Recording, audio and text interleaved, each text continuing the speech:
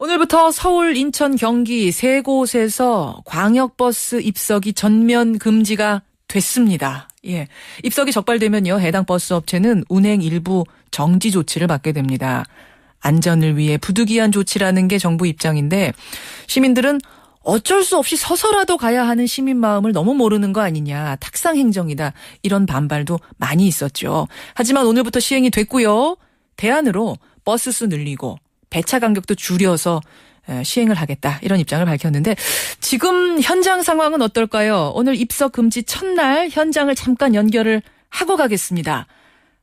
경기도 남양, 예, 어떤 분인가요? 어떤 분이 연결됐나요? 홍지혜 씨, 분당에서 강남까지 가시는 분이군요.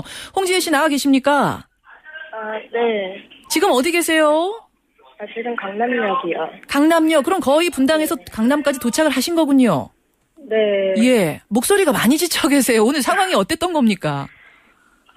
평소보다 일찍 나가서 기다렸는데도 거기 앞에, 집 앞에 정류장에 줄 서 있는데. 예. 무슨 공항버스 타는 것처럼 버스가 오면 한 명, 두 명 태우고 그냥 가버리고.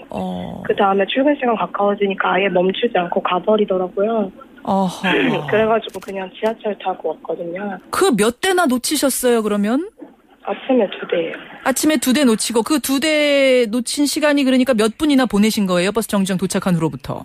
40분이요, 집 앞에서. 버스 정류장에서 그럼 40분 기다리다가 2대를 그냥 눈앞에서 보내고 결국은 지하철 못 탔죠. 네. 그래요? 지금 홍지혜 씨 말고도 그러면은 거기에 많은 분들이 그냥 그렇게 발 동동 구르고 서 계셨던 거예요? 네, 그렇죠. 그래서 버스 타고 가는 길에도 보면 이제 계속 그 버스가 지나가는 대로 이제 지나갈 거 아니에요. 예. 그럼 거기 정류장에도 사람들이 줄 서 있는데. 예. 되게 약간 버스가 그냥 지나가 버리니까 그냥 황당해하는 표정으로 쏟아보더라고요. 그죠. 한 명만, 오늘 첫날이니까 한 명만 좀 태워주십시오, 이렇게 사정하는 분은 없었어요? 아니요. 아예 버스가 그냥 멈추지 않고 그냥 가요. 그냥 정류장. 아예 문을 안 열어버리니까. 네네. 평소 같으면은 그러면은 어떻게 바로바로 타긴 타셨던 버스입니까? 네, 그렇죠. 그래서 집 앞에서 그냥 바로 정류장이 집 앞이라서요. 예. 안에서 버스를 그거 어플리케이션으로 예. 몇 분 뒤에 도착하는지 보고 시간 맞춰서 나가면 바로바로 탔었는데. 입석으로 그냥 타고 가셨던 거죠? 네네. 예. 서서 갔던 건데. 지금 정부에서는 증차도 하고 배차 간격도 확 줄였다고 하는데 그거 못 느끼세요? 그러니까 평소 같았으면 40분이면 한 대밖에 안 지나가기 때문에 조금 늘어난 걸 느낄 수도 있는데. 늘어난 건 맞다. 예. 근데 솔직히 그렇게 이게 이렇게 입석 금지를 하는 거에 비해서는 많이 늘어났다고 체감되진 않는 것 같아요. 상대적으로 봤을 때. 예. 40분 동안 한 대 지나갈 게 2대 지나간 건 맞는데 그렇다고 그 인원을 다 수용할 수 있을 정도는 안 된다는 말씀. 네. 홍지혜 씨 지금 40분이나 지각하셨는데 얼른 들어가세요, 회사. 네, 이게 저는 이제 집이 분당 끝쪽이거든요. 예. 근데 그렇게 따지면 판교 사는 사람들은 버스들이 미금역 이런 데서부터 분당에서 다 시작해서 오는데 저기 끝쪽이기 때문에 탈 수가 없어요. 이런 식이면 홍지혜 씨는 매일 이러시겠네요, 이제. 네, 분당 안으로 더 들어가서 서울을 나와야 되는 경우밖에 없거든요. 알겠습니다. 얼른 들어가세요. 오늘 바쁘신데 인터뷰 고맙습니다. 네, 감사합니다. 예, 경기도 분당. 그러니까 경기도의 끝자락입니다. 분당에서 강남까지 오시는 분인데 이분은 지금 걱정이 많으시네요. 그럼 이 끝으로 출발지에서 멀리 있는 사람일수록 계속 이런 상황을 당해야 되는 게 아닌가 걱정을 하는 홍지혜 씨를 먼저 만나봤습니다. 전문가 연결 잠깐 해보죠. 시민교통안전협회 김기복 대표입니다. 김 대표님, 안녕하세요. 네, 안녕하세요. 오래전부터 계속 예고를 했었고 정부에서도 대안 마련한다고 했는데 왜 오늘 현장에서 이렇게 혼란스러울까요?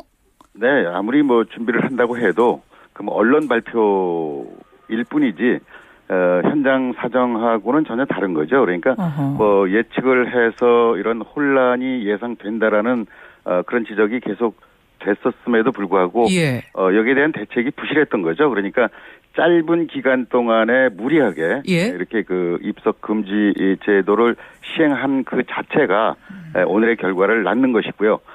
이런 결과는 하루 이틀에 끝날 문제가 아니고요.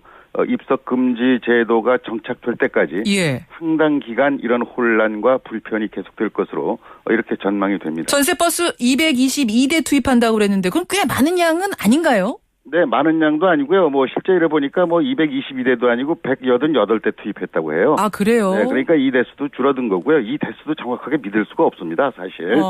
왜 그러냐면 지금 현재 그 광역버스 회사가 예. 전세버스를 임대해서 출퇴근 시간에만 한시적으로 투입하는 것이거든요. 전세버스, 그렇죠. 네네. 그러니까 이게 회사와 회사 간의 계약 관계라든가 예. 또 여기에 대한 그 절차가 어떻게 제대로 진행되고 있는지 우리 예. 일반 시민들은 알 수가 없거든요.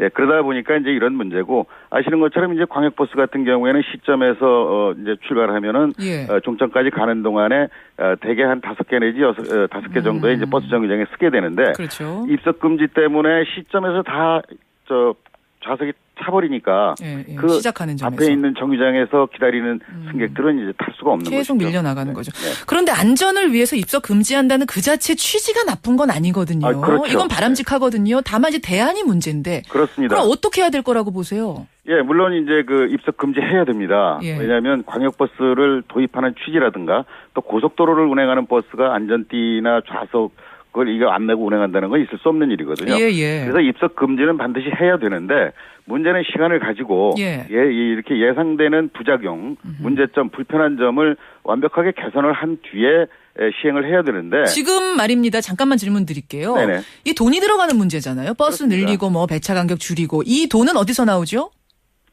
일단 지금 현재 주겠다고만 그 한 상황이지 나오는 데는 아직은 없는 걸로 알고 있습니다. 아, 정부 지자체 어디서도 안 나옵니까? 그렇죠. 그럼 버스 회사가 하는 겁니까? 일단은 이제 버스 요금을 인상을 하겠다라는 약속이 있었고, 또 여기 추가되는 비용 부담은, 정부나 지자체가 지원하겠다라는 약속이 있었기 때문에, 예. 일단 그 약속을 믿고, 업체에서는 지금 시행에 들어간 것이죠. 일단 버스 회사 돈으로 시행을 하고 요금도 아직 올리지 않은 상태에서 시작은 하는데 지원이 그럼 어떻게 언제 나오는 건가요?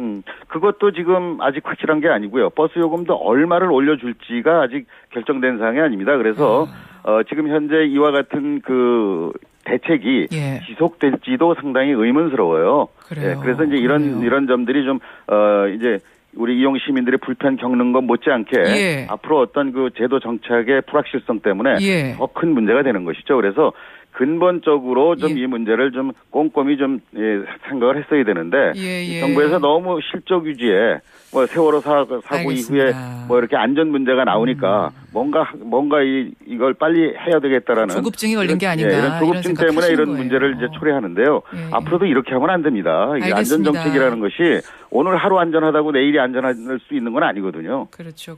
네. 예. 이 요금이 또 인상된다니까 그거 걱정되는 시민들도 계실 것 같고요. 그렇습니다. 이 정책 입안하는 분들이 부디 좀 버스를 한 달 동안 꾸준히 타 보시고 이 정책 만드셨으면 좋겠습니다. 고맙습니다. 네, 고맙습니다.